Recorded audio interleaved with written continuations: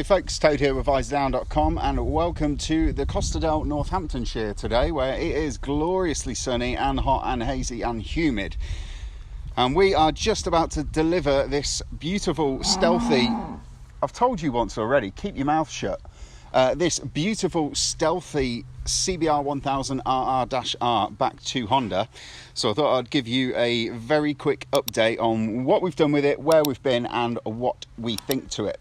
So if you've missed life basically from the start of 2020, something called COVID happened and it's basically screwed everybody's lives up. Just before that happened, we flew to Doha and we had a go on the CBR1000RR-R at the Lusail circuit in Qatar. We didn't ride this bike though, we rode the SP version, which is a full fat, lightweight, electronic suspension, all the bells and whistles, and £25,000 there or thereabouts. This though is the non-SP, so this is the bike that I was more interested in riding because I have a feeling this is probably going to be the bike that most people go out and buy.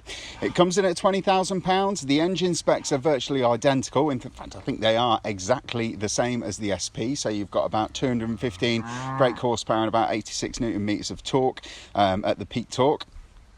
And it is a completely revised bike. What this bike has that the other bike doesn't have is Showa big piston forks and a Showa balance free shock.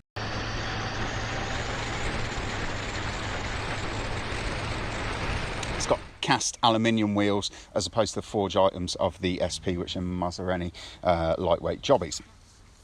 So what have we done with it? Well, apart from just, you know, a little bit of... What are you doing? There's a cow taking a shit right behind me. So what have we done with it? We have done some B-road work and we've done some motorway work.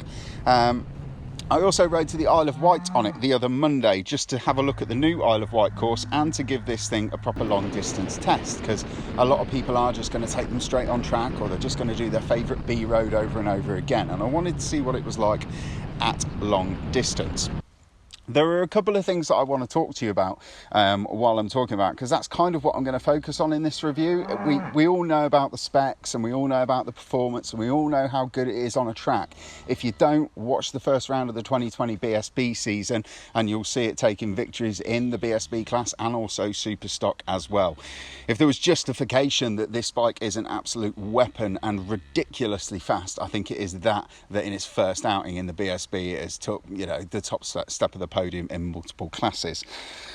So after the launch, there are a lot of people who are talking about the way that this thing delivers its power, and yes, it is very different to the old Fireblade. You don't get massive amounts happening below about 5,000 RPM. There is gains to be had there and you can make progress, but there isn't that initial burst of acceleration that you get with some of the other big 1000cc sports bikes.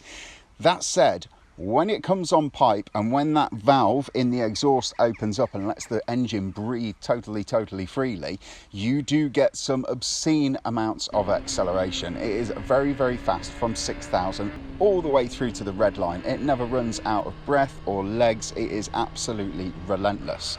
It's almost like the V4R in that you can't seem to feed it gears quick enough. It just gobbles up every single gear that you chuck its way. Does it hinder the bike on the road?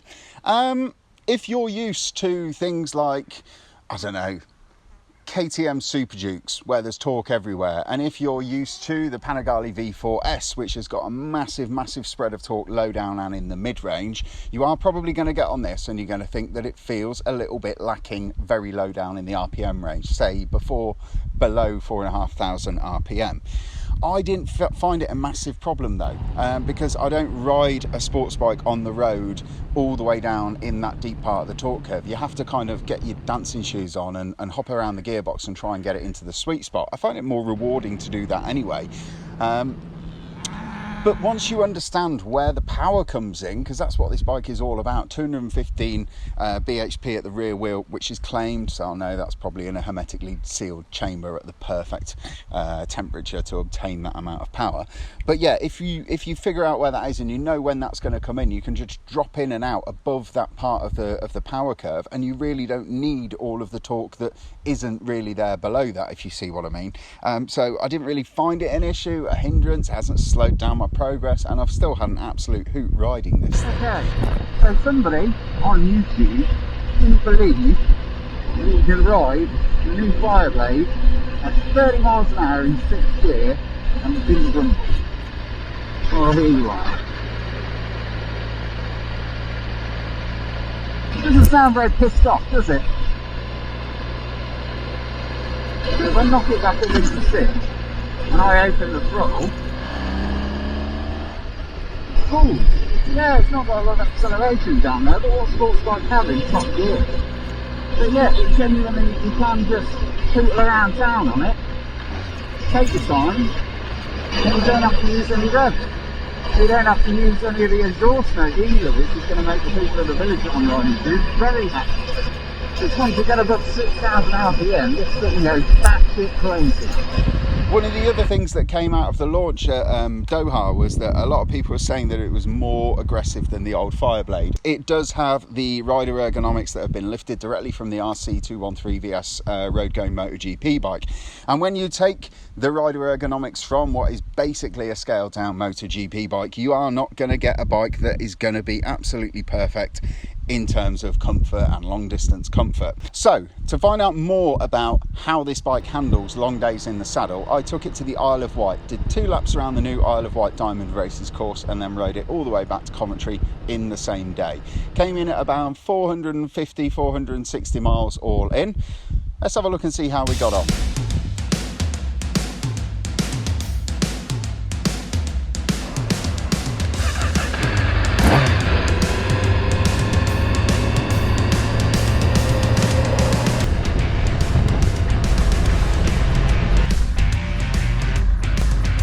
So we've been razzing around on this thing for a week or so now, and as soon as the Diamond Races on the Isle of Wight were announced, that was straight away I knew I was going to have to come down and try it out over here.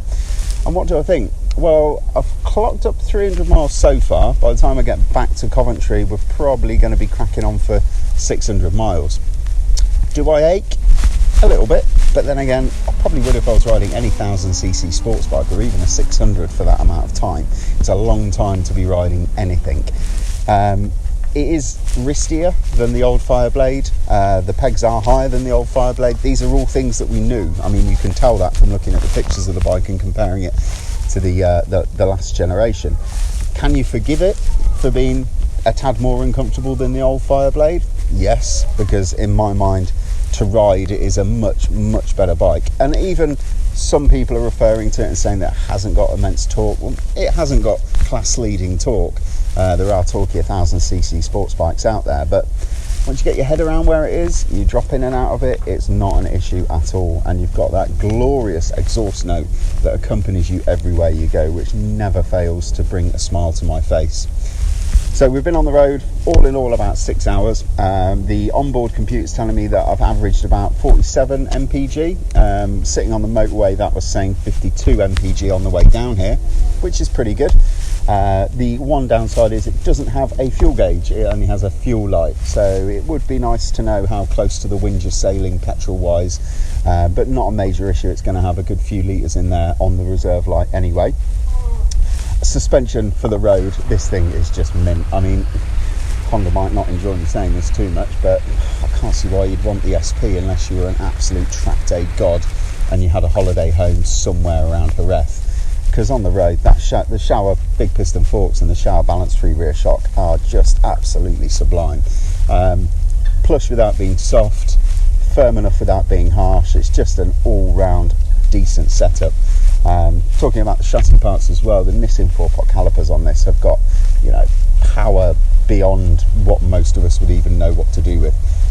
You can seriously knock off some speed at a rate of knots on this thing. It is a very well put together package, but you would expect that because you are going to get about £5 change out of £20,000. If you like that video, folks, please don't forget to hit like, subscribe and the notification bell so you can stay up to date with all of Visordown's latest videos. For all the latest news, reviews and motorcycle features, please head over to visordown.com.